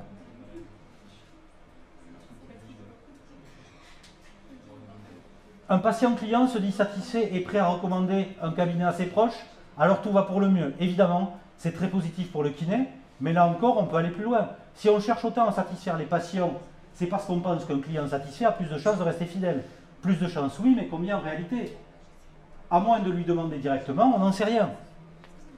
Vous ne serez pas non plus à l'abri de quelqu'un qui était satisfait chez vous, mais qui, parce qu'il a été agressé commercialement, parce qu'on va y venir là aussi. On va y venir. Pourquoi on n'irait pas chez vous sur l'agressivité commerciale de la publicité?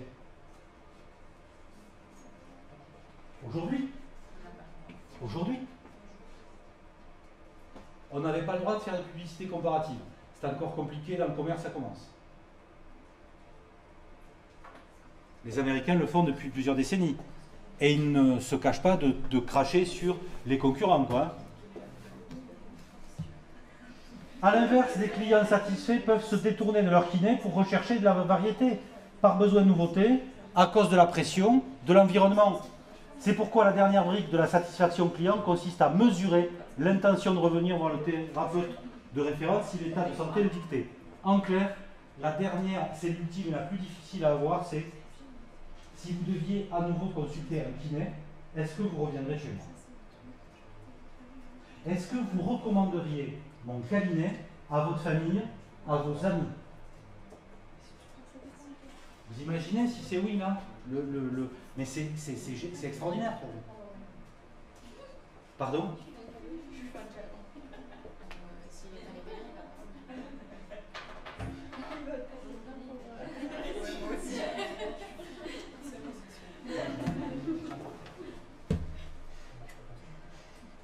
Des questions par rapport à ça?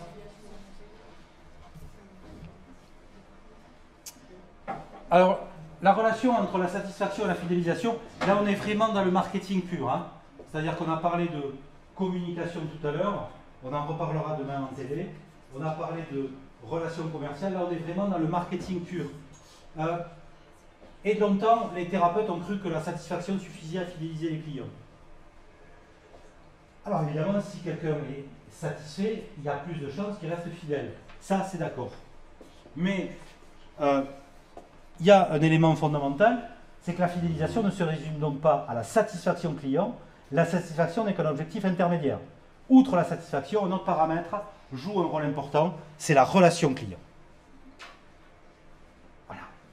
Donc, qu'est-ce que je fais pour satisfaire mes clients? D'abord, on va mesurer. Pourquoi la satisfaction client est-elle devenue si importante? Ben, vous le savez, c'est parce que les clients sont versatiles et ils ne vont faire que le devenir. Je vous l'ai dit, je vous l'ai redit, vu le nombre de cabinets qui vont s'installer de manière exponentielle sur le territoire français, vous avez de plus en plus de versatilité des clients. Les clients accèdent désormais plus facilement à l'information. Et donc on va sur Internet et on regarde vos appréciations. Vous avez des amis qui sont dans la restauration?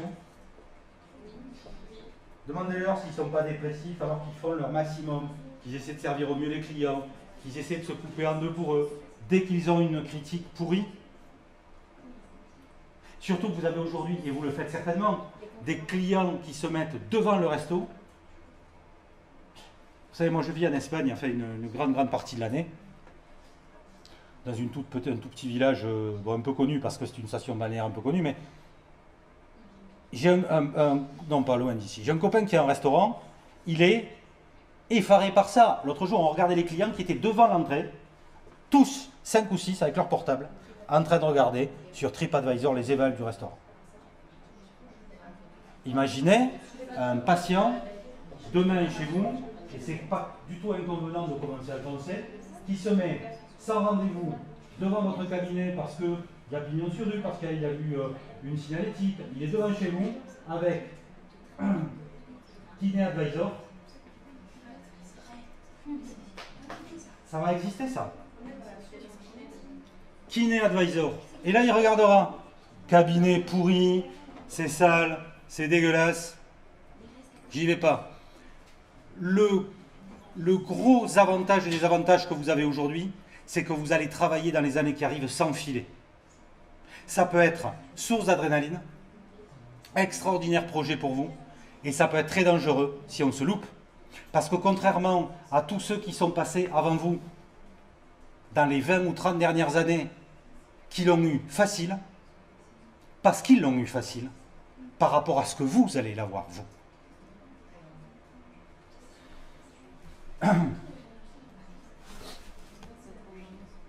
Alors, mesurer la satisfaction, c'est d'abord que vous arriviez à identifier vos patients et vos clients satisfaits, et puis mettre en œuvre toutes les actions pour les valoriser et les fidéliser. Et alors ça, si un jour vous ne détruisez pas ce PowerPoint que vous allez avoir comme synthèse, vous repenserez à ça. Parce que le jour où vous voulez mener une action marketing et que vous venez de vous installer, la première chose que vous pouvez faire, c'est peut-être vous rappeler de 2-3 choses que je vous aurais dites, mais c'est surtout de regarder ça. Parce que vous avez là les grandes lignes de ce que vous pouvez faire pour fidéliser, mesurer la satisfaction d'un client, fidéliser un client ou un patient. Vous allez être obligé d'utiliser des outils pour lesquels vous n'avez pas été formé. La communication.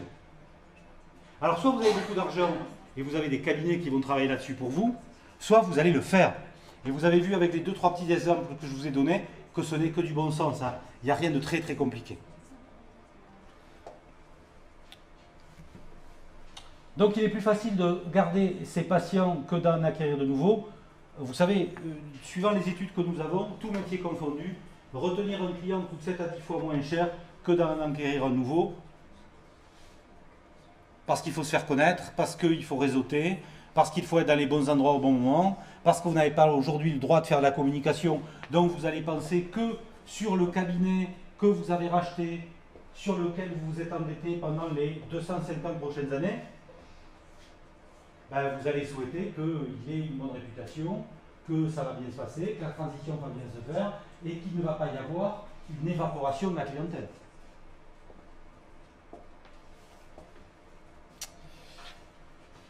Alors les conséquences de l'insatisfaction client, vous les connaissez. On en a parlé. L'insatisfaction client laisse des traces visibles et pérennes sur la réputation d'une structure, d'un chirurgien, d'un médecin et bien sûr d'un kiné.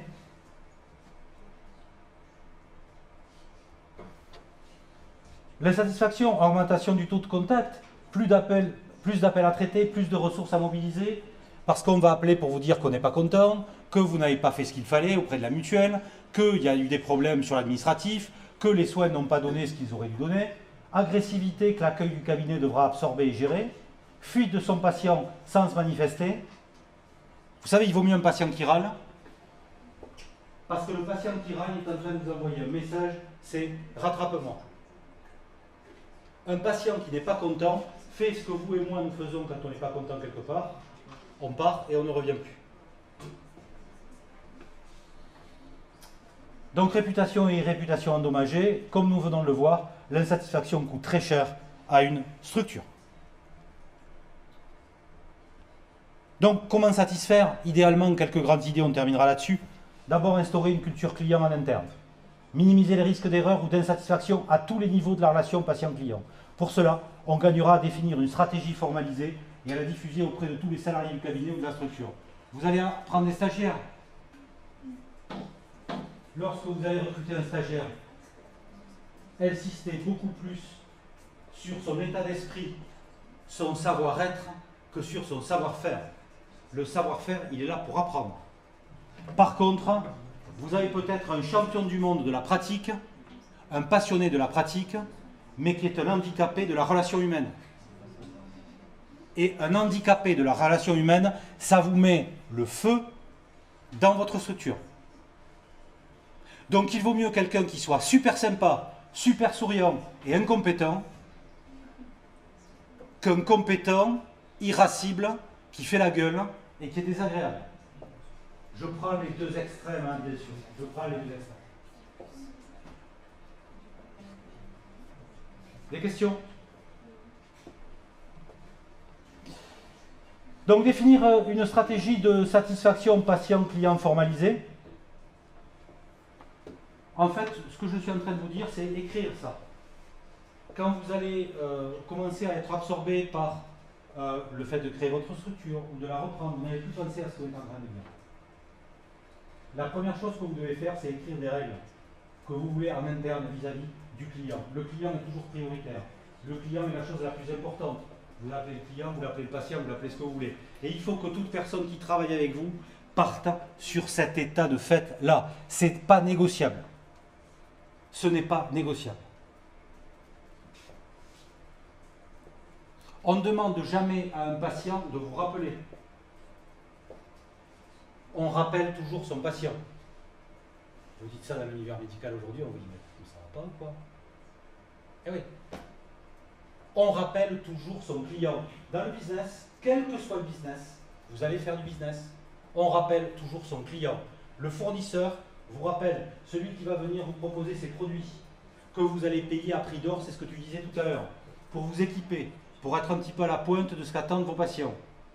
C'est à lui de faire l'effort de vous rappeler quand vous n'êtes pas disponible. C'est à lui de venir attendre dans la salle d'attente si vous devez le recevoir, comme tous les visiteurs médicaux. Mais c'est à lui à s'occuper de vous, vous êtes son client. Et bien à vous de vous occuper du patient parce que le patient est votre client. On rappelle toujours son patient. Améliorer la connaissance client, que signifie améliorer la satisfaction client? Mieux répondre aux attentes et aux besoins des clients. Comment fait-on? Le dénominateur commun, c'est toujours le client.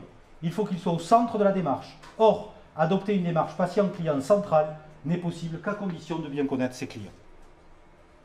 Donc évidemment, la question qu'on doit se poser, c'est nos clients, qui sont-ils? Comprendre le parcours et l'expérience du client. Comprendre le parcours client, c'est se rendre compte de ce qui nous manque. Qu'a-t-il fait pour arriver jusque chez moi? Qu'est-ce qu'il a amené chez moi? Pourquoi est-il venu chez moi? Quelle est sa vie? Mais ça, vous êtes plutôt formé là-dessus, donc ce n'est pas un problème. Le deuxième point stratégique, c'est d'écouter ses patients. L'écoute active est indispensable pour améliorer la satisfaction client. Aujourd'hui, comme je pensais avoir une audience très très large, on est vraiment dans de la théorie, dans des grands principes. Demain, on va rentrer dans des choses beaucoup plus pratico-pratiques. D'accord? Retenez que rien de ce que disent les clients n'est anodin. Nous devons traiter chaque demande, prendre en considération chaque interaction. Idéalement, vous centraliserez les retours, mettre en place des process et des outils de centralisation des données afin d'optimiser à la fois la qualité de la réponse et le délai de traitement. Je suis en train de vous donner des éléments marketing que vous ferez peut-être, mais que vous ferez certainement si vous voulez un service client optimum. Comment traite-t-on ça informatiquement pour pouvoir avoir une base de données qui nous permette de connaître tous nos clients, de les relancer, de les rappeler, de s'en occuper? Évidemment, ça vous l'avez entendu, et pas que de ma bouche, vous l'avez entendu depuis que vous êtes rentré ici, et même avant, forcément les clients ne veulent pas d'une expérience de soins standardisée, ils veulent se sentir reconnus et uniques. Encore une fois, c'est la personne la plus importante pour vous. Tu n'es pas d'accord?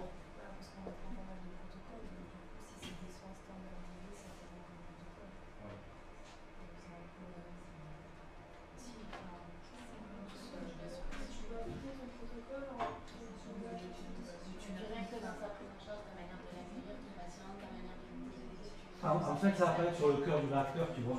Parce qu'évidemment, vous avez des protocoles spécifiques et tu as complètement raison. Ça va se jouer sur la relation humaine. C'est là où tu vas faire la différence.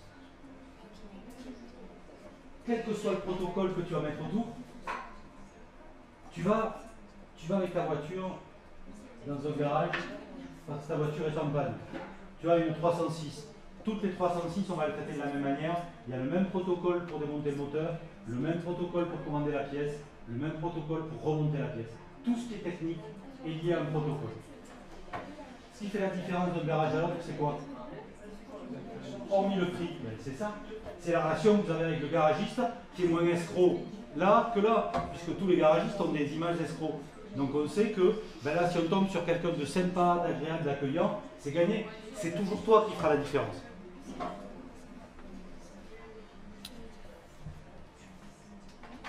Donc contextualiser, personnaliser les messages aux patients clients, c'est toujours s'appuyer sur des services précis quand vous voulez faire passer un message. Et puis optimiser la relation client, c'est l'ensemble des points de contact entre le client et vous, au-delà des soins. Je ne fais que répéter ce que je viens de vous dire. Vous avez des questions ou des commentaires? J'ai terminé avec ce que je voulais vous dire aujourd'hui. Juste une dernière chose, parce que je sais que ça, moi je termine beaucoup ces parties-là avec cette citation de Giono. Giono qui disait « Tu veux te faire une place au soleil, c'est normal mon garçon, mais plutôt que de faire de la place, essaye de faire du soleil. » Vous êtes complètement concerné par ça aujourd'hui. Ce qu'on va vous demander demain, c'est pas techniquement de faire de la place, c'est de faire du soleil par rapport à ce que vous serez et par rapport à la relation que vous entretiendrez avec vos clients ou avec vos patients. D'accord? Je vous souhaite une bonne soirée, on se voit demain pour les TD.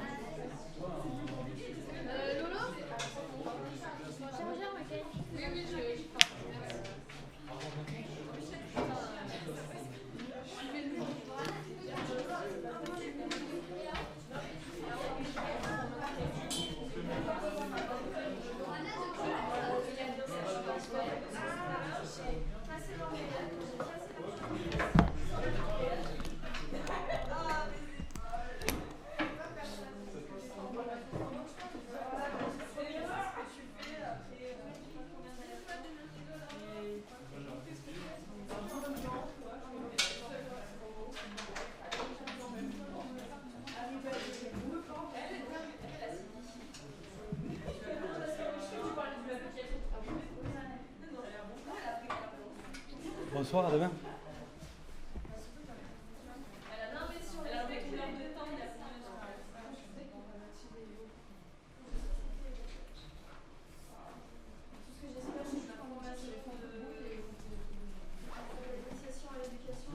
Ouais, nickel. Ça a été parfait.